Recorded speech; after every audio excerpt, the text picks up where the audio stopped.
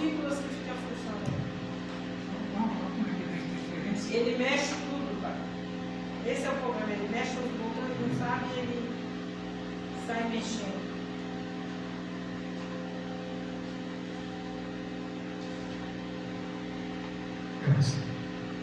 Som, testes, graças a Deus.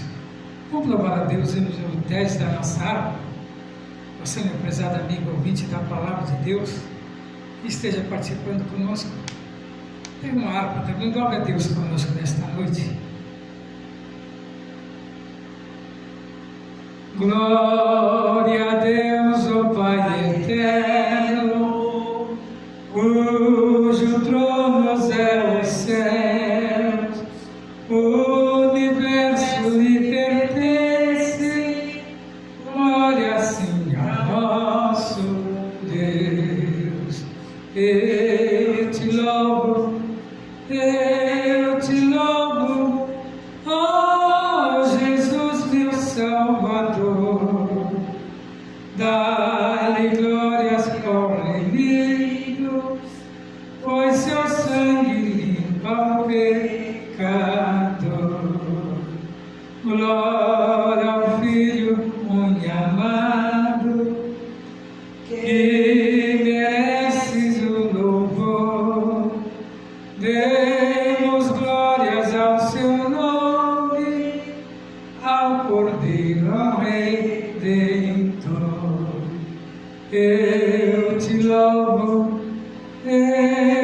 louvo, ó Jesus meu Salvador, dá-lhe glória ao remido, pois seu sangue limpa o pecador. Demos-nos ao Santo Espírito mil louvores por seu dom, por sua graça tão imensa, glória a Ele é bom. Eu te louvo, ó Jesus meu Salvador, dá-lhe glórias ao remido, pois seu sangue limpa o pecador. Glória, glória ao Pai bendito, glórias a Jesus, glória dai ao Santo Espírito, ao Deus Filho nosso Deus. Eu te louvo, ó Jesus meu Salvador, dá-lhe glórias ao remido, pois seu sangue limpa o pecador. Cantamos ainda o 11 da nossa harpa. Você, meu prezado amigo, ouvinte da palavra de Deus, se tem uma harpa, glória a Deus conosco nesta noite. Breve estaremos entrando na palavra. Se você tiver uma Bíblia também, prepara, porque falaremos das coisas de Deus para o seu coração. E no 11, ó cristão, e avante, por Jesus a sua igreja lutar, com a palavra essa espada travejante, vamos, irmãos, pelejar. Ó cristão, sempre avante na vida, o Evangelho com fé a pregar, ao trabalho o Senhor nos convida, vamos, pois, com Jesus pelejar. Ó cristão, e avante,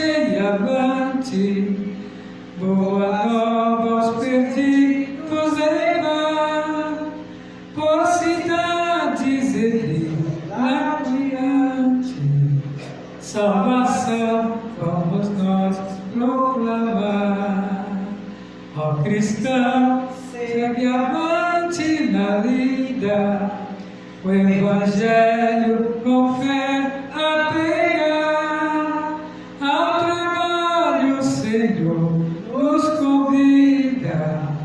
vamos com Jesus pelejar. Ó cristão, ei avante, pois a aurora já vemos raiar, desse dia em que Cristo triunfante, neste mundo há de sempre reinar. Ó cristão, sempre avante na lida, o Evangelho com fé a pregar, ao trabalho o Senhor nos convida. Vamos, pois, com Jesus pelejar. Graças a Deus. Tem mais duas estrofes. 5, 4, 5. Então canta.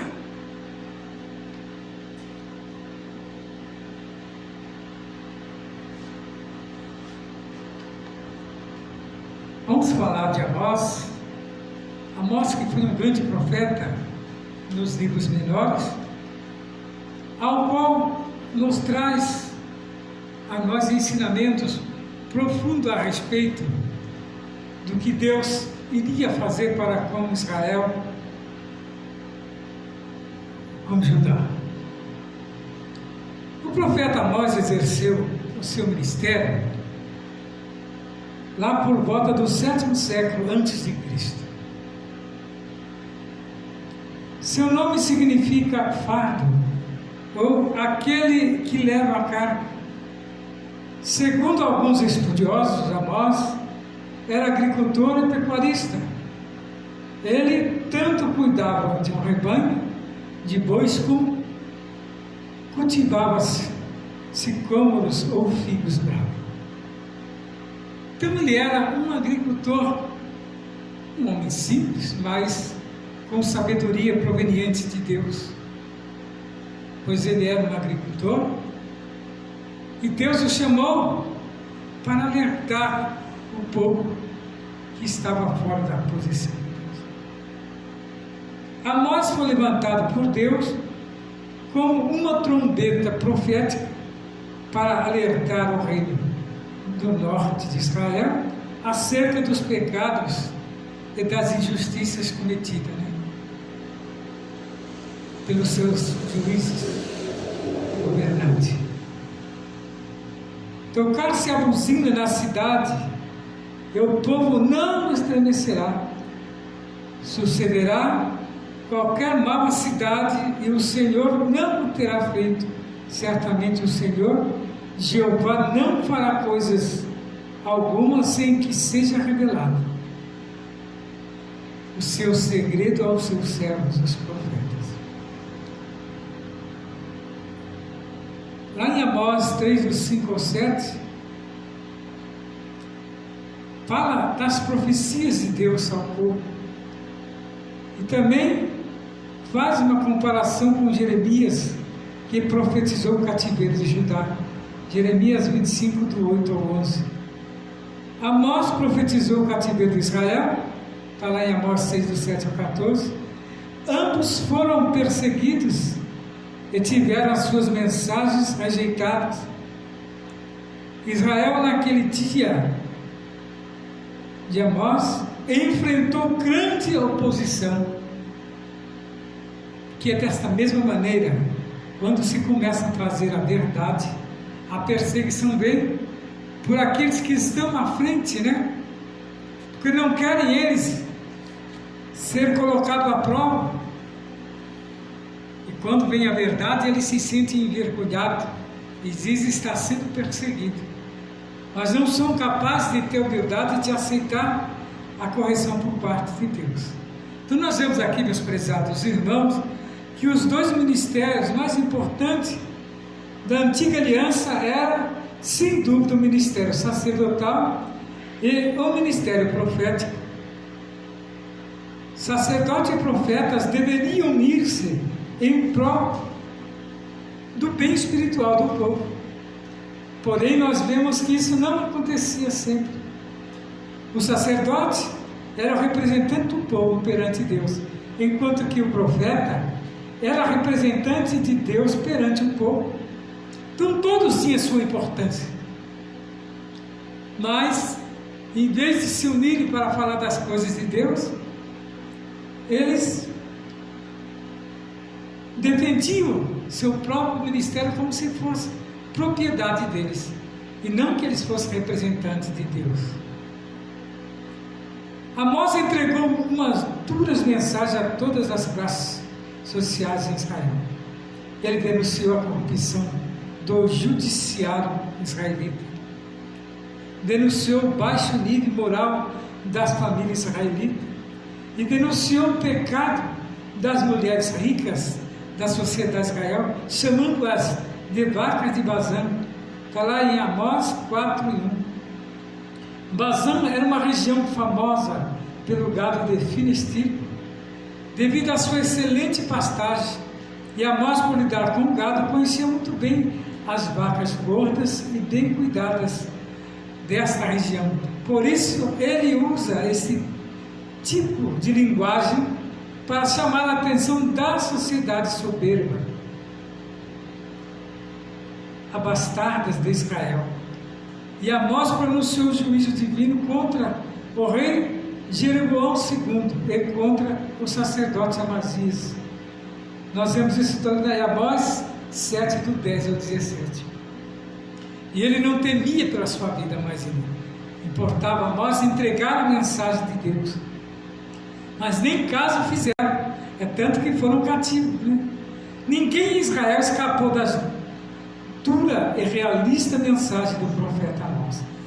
A mensagem de Amós ecoava como um alerta ao povo de que o dia do Senhor não traria juízo apenas para as nações gentias, mas também para os israelitas, como o apóstolo Pedro, que afirmou que o juízo deveria começar pela casa de Deus.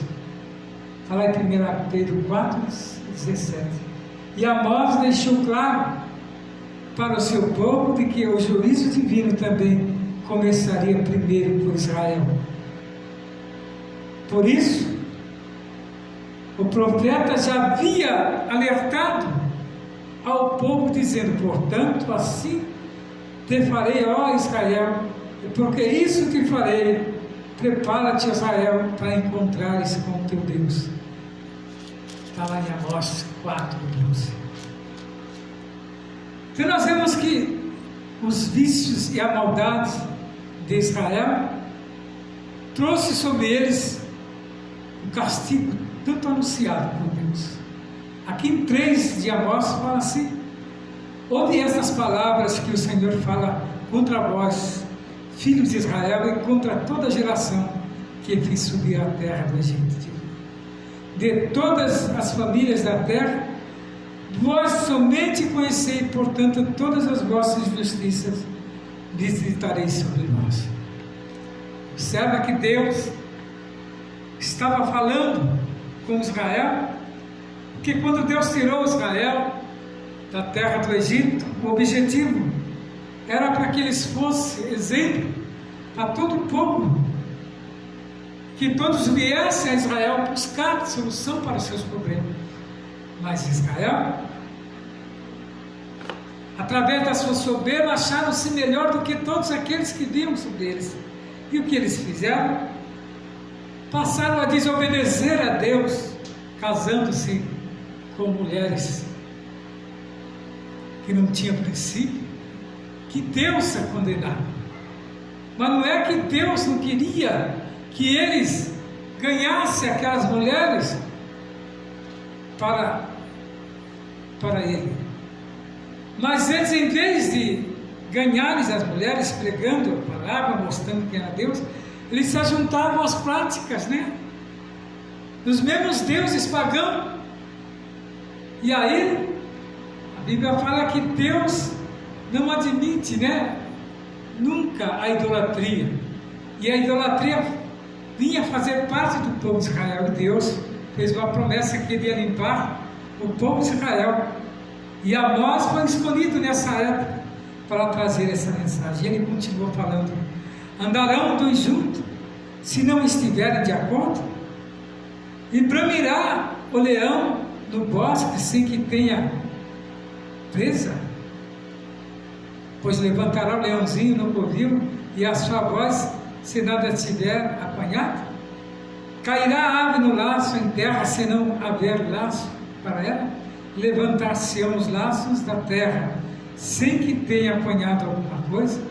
Tocar-se-á a buzina na cidade e o povo não estremecerá?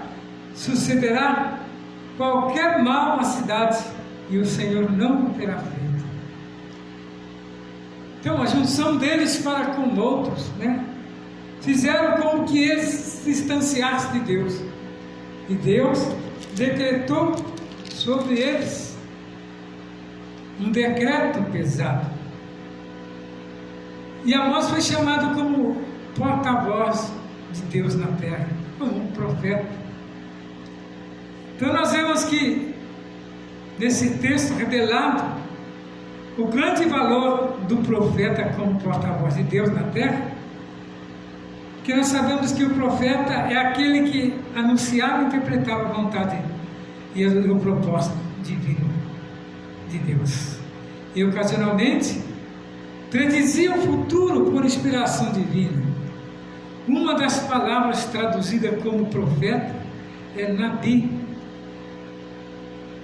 Até Samuel, os profetas foram chamados de videntes. Tradução dos termos hebraicos. Roé é Raém, Razém. O valente era então uma pessoa que recebia a verdade divina por meio de revelações imediatas. Isso é por sonhos, visões, ou pelo rim, pelo tumim. Porém, o profeta, tradução do termos hebraico Nabi, era aquele que recebia a mensagem divina por meio das revelações. Então, tinha eles, que levar aquilo que Deus determinava, sem pensar nas consequências, mas simplesmente fazer aquilo que Deus assim ordenava. Então a Escritura é repleta das mensagens dos profetas e do que acontecia com aqueles que desobedeciam também as mensagens. Então há uma diferença entre o profeta sobre a antiga aliança e o profeta sobre a nova aliança. Sobre a antiga aliança, a mensagem vaticinada pelo profeta possuía força canônica e tinha um caráter escatológico e messiânico. Porém, sobre a nova aliança, os profetas recebem apenas o dom de profecia, e mesmo assim, sua profecia precisa ser julgada. Paulo nos fala lá em 1 Coríntios 14, 29.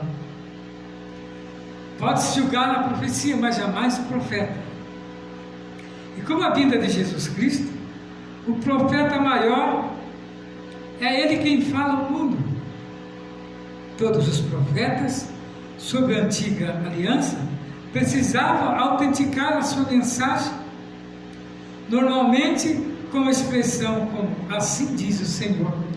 Porém, Jesus Cristo, sendo ele próprio Senhor, dirigia-se aos seus ouvintes dizendo: na verdade vos digo, porque o testemunho de Jesus é o espírito da profecia. Então nós vemos que a profecia do Antigo Testamento, ela vinha diretamente de Deus com ordenança de suceder naquele mesmo instante. Quantas revelações não se cumpriram imediatamente ao pé da letra do profeta?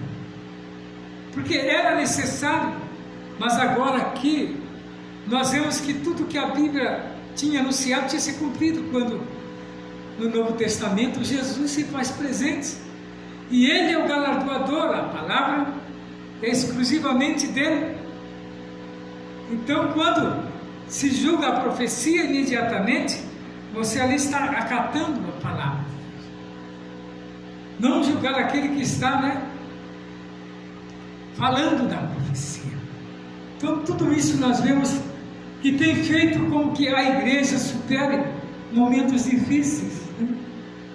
onde nós vemos que muitos não têm dado crédito, tem surgido muitos falsos mestres, falsos pastores, desfazendo das profecias,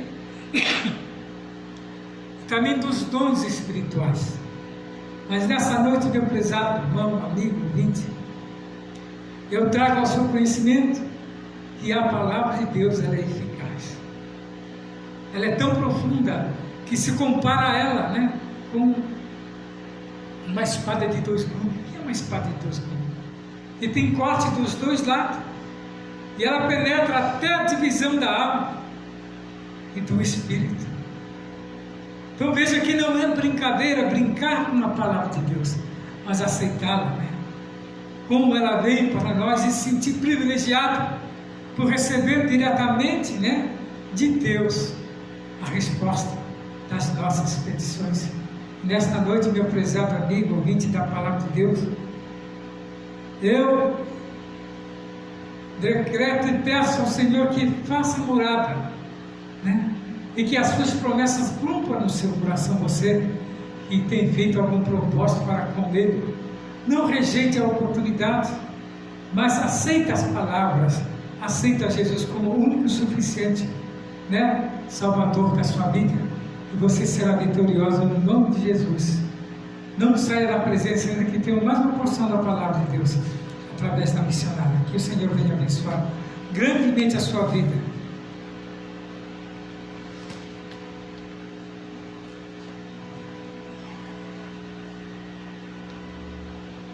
Eu salve a igreja com a paz do Senhor. Para nós é uma alegria imensa de estarmos mais uma vez na presença deste glorioso Deus, né? Que merece toda a honra e toda a glória.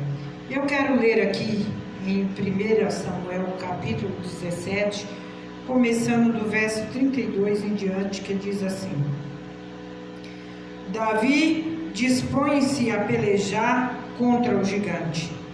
E Davi disse a Saul: não desfaleça o coração de ninguém por causa dele. Teu servo irá pelejar contra este filisteu. Porém Saul disse a Davi: contra este filisteu não poderás ir para pelejar com ele, pois tu ainda és moço e ele homem de guerra desde a sua mocidade. Então Davi disse a Saul, teu servo, apacentava as ovelhas de seu pai, e vinha um leão ou um urso e tomava uma ovelha do rebanho, eu saía após ele e o feria, e livrava da sua boca, levantando-se ele contra mim, lançando-lhe mão da barba, e o feria e o matava. Assim feria o teu servo o leão como o urso, assim será este incircunciso filisteu como um deles, portanto afrontou o exército do Deus vivo. E disse mais Davi: o Senhor me livrou da mão do leão, do urso, ele me livrará da mão deste filisteu. Então disse Saul a Davi: vai-te embora, o Senhor seja contigo. E Saul vestiu a Davi das suas vestes e pôs-lhe sobre a sua cabeça um capacete de bronze e vestiu de couraça. Davi cingiu a espada sobre as suas vestes e começou a andar, porém nunca havia experimentado. Então disse Davi a Saul: não posso andar com isso, pois nunca experimentei. E Davi tirou aquilo de sobre si, e tomou o seu cajado na mão, e escolheu para si 5 seixos do ribeiro, e pôs no alfroge de pastor que trazia a saber no surrão, e lançou mão da sua funda e foi-se chegando ao filisteu. Parar até aqui, porque verdadeiramente o que nós aprendemos nesta noite com esta palavra é que nós nunca devemos usar as armas dos outros, mas nós devemos usar as armas que Deus nos deu. E aqui nós vemos que as armas de Saul eram pesadas, grandes para Davi, e as suas próprias armas que Davi possuía eram as armas, o seu cajado e aquelas pedras que ele pegou, que representava, né, o Espírito Santo. E nós vemos que verdadeiramente era a força espiritual que Davi tinha, as armas que Deus tinha lhe concedido. Porque quando Davi lutou com o urso e quando Davi lutou com o leão, ele usou as suas armas espirituais, foi a força, a autoridade, o poder. E eu creio que quando Deus nos dá armas, é para sermos vitoriosos na hora da peleja.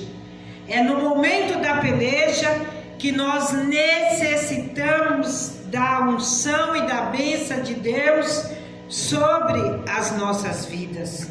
E nós vemos que Davi nos ensina que as armas mais eficazes são aquelas que Deus nos deu. Para cada um de nós, entregar o tipo de ferramenta que Deus nos deu. Não adianta nós pegarmos Paulo e usar a ferramenta de Pedro, e de Pedro usar as ferramentas de Paulo, mas cada um deve usar bem as ferramentas que Deus lhe deu. As ferramentas de Davi mais sabia usar eram as ferramentas de um pastor. Foi esta atitude de Davi que levou à vitória. Assim também temos que ser nós. Nós temos que ter consciência de qual foi as armas que Deus nos revestiu, para nós enfrentarmos os gigantes a cada dia que enfrentamos. Ao recusar a armadura de Saul, Davi preferiu usar a armadura de Deus. Apesar de usar as armas comuns de pastor de ovelha daqueles dias, a confiança de Davi estava no nome do Senhor dos Exércitos. Davi usou as armas a que ele estava acostumado, o cajado, as pedras, o afroge, a funda. Deus quer usar os nossos talentos naturais. E o que mais estamos assim confiantes, as armaduras que somos confiantes, temos ela em nossas vidas e utilizamos em todos os momentos das nossas pelejas. Não adianta querer usar a arma dos outros. Paulo aconselha revestir-nos de toda a armadura de Deus. As peças da armadura que servem para nós são aquelas que o Senhor nos ensinou a usar. Tem tantas ferramentas, né, que Deus nos dá. As nossas armas são as mais poderosas. Em 2 Coríntios 10:4, é dito que as armas da nossa milícia não são carnais, mas sim poderosas em Deus para a destruição de fortalezas. Paulo afirma que devemos equipar-nos na palavra da verdade e no poder de Deus, pelas armas da justiça, à direita e à esquerda. Em Romanos 13:12, o apóstolo Paulo afirma que devemos revestir das armas da luz.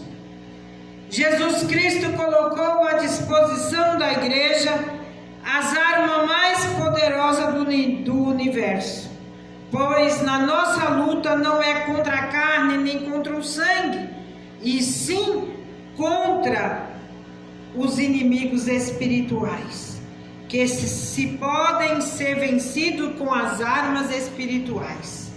Ninguém vence demônios com armas naturais, são as espirituais. Nós temos que nos revestir de autoridade, de poder, para vencermos os adversários invisíveis aos olhos humanos, mas visíveis aos nossos olhos espirituais. Quantas pessoas não percebem a presença do adversário? E por que não percebem? Porque não tem as armas da milícia espiritual na sua vida, não sabe distinguir, não sabe discernir aquilo que vem de Deus e aquilo que vem do adversário. E essas pessoas são fáceis a ser levada a muitas guerras, a muitas tempestades sem necessidade, porque não tem a vigilância, não tem a prudência, não tem o conhecimento das armas espirituais que Deus nos concede. E é glorioso termos essas armas, porque é com elas que vamos lutar toda a nossa vida. Enquanto aqui vivemos nesta vida material, nós temos que possuir essas armas espirituais para guerrearmos. É tempo de guerra. Guerreamos todos os momentos contra as potestades infernais da maldade que tanto nos arrodeia, mas ao nosso derredor está o anjo do Senhor que acampa ao nosso redor para nos dar os livramentos. Isso é glorioso. E Davi, ele tinha essas armas poderosas, né, que Deus tinha concedido. Saul confiava muito em armadura de bronze, de ferro, né, coisas pesadas. Davi, tão moço, não podia carregar aquela indumentária toda, mas Davi tinha a porção e a força do Espírito Santo de Deus em sua vida. Não pesa para carregar, precisa ter sensibilidade, precisa ter sinceridade, precisa viver a verdade, precisa ter comunhão com Deus para obter essas armas tão poderosas, a qual nesta noite eu estou relatando que Deus tem para conceder na sua vida. Basta você querer e se prostrar diante da presença de Deus, pedindo que Ele é poderoso para te capacitar. Ele é poderoso para te encher desta glória, deste poder e desta autoridade, para você ser um vencedor, como Davi foi. Davi venceu Golias. Golias provocava ao exército de Deus, e Deus deu a resposta usando um moço tão jovem. E Deus mostrou que maior é o seu poder, maior é a sua autoridade do que qualquer homem que se julga grande sobre a face da terra. É por isso que nós devemos estar constantemente diante da presença do Senhor, imbuídos nesta obra tão gloriosa, para realizarmos a inteira vontade e o inteiro querer que Deus nos outorga a fazer a sua obra. E nesta noite, que você possa usar bem as armas que Deus te concedeu. Não deixe elas de lado, mas tome posse destas armas espirituais e guerreie contra o inimigo da sua alma, e você será um vencedor no nome de Jesus Cristo. Eu quero apresentar nesta noite o caderno de oração. Vamos estar apresentando as vidas que necessitam de um clamor, que necessita de um milagre em suas vidas. E o nosso Deus é poderoso para socorrer estas vidas necessitadas. Amado e eterno Deus, nesta noite, Senhor, eu coloco adiante da Tua presença estas vidas, Senhor, que necessitam do toque das Tuas mãos, que necessita de uma cura, que necessita de um milagre, que necessita de uma transformação, de uma libertação e o Senhor é poderoso para conceder todas essas bênçãos a esses que necessitam. Vá ao encontro da irmã Maria José, vá ao encontro do irmão Marcos. Trabalha, Senhor, com a tua mão de milagre, com a tua mão de cura, e dá vitória aos teus servos, porque tu és um Deus de milagre, e nós cremos no teu poder renovador de cura e de transformação para as vidas necessitadas. Alcança os ouvintes, Senhor, que nos ouviram nesta noite, esta palavra, a qual o Senhor, o pastor, trouxe, a qual eu trouxe neste momento. O Senhor é poderoso para revigorar, o Senhor é poderoso para colocar de pé aqueles que estão prostrados, aqueles que estão caídos. O Senhor ergue e levanta com a tua mão de autoridade e com a tua mão de poder. Nós somos gratos a ti, Senhor, por mais um dia te louvar, por mais um dia pregoar a tua palavra e crer que tem vidas necessitadas da tua palavra. Nós te agradecemos hoje e sempre, em nome do Pai, do Filho e do Espírito Santo de Deus. Amém.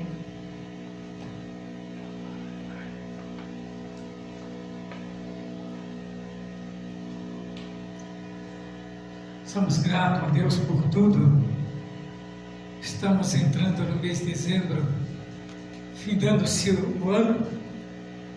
Lembro-me bem que no começo deste ano nós falamos, no início do ano do nosso trabalho, findou-se 2023, entramos em 2024, estamos saindo de 2024, findando 2024 indo para 2025. Estamos aqui falando das grandezas de Deus, e que nesta noite, meu prezado amigo, ouvinte da palavra de Deus, irmãos em Cristo, você possa ser alcançado por esse Deus tão maravilhoso. Os nossos dias de culto aqui são todas as segundas, quartas, sextas, sábado pela manhã temos consagração. Você é o nosso convidado especial que está conosco. O nosso endereço é a Rua José Alexandre Machado, 158, Jardim Silva Teles, Itaim Paulista. Fique na paz do Senhor.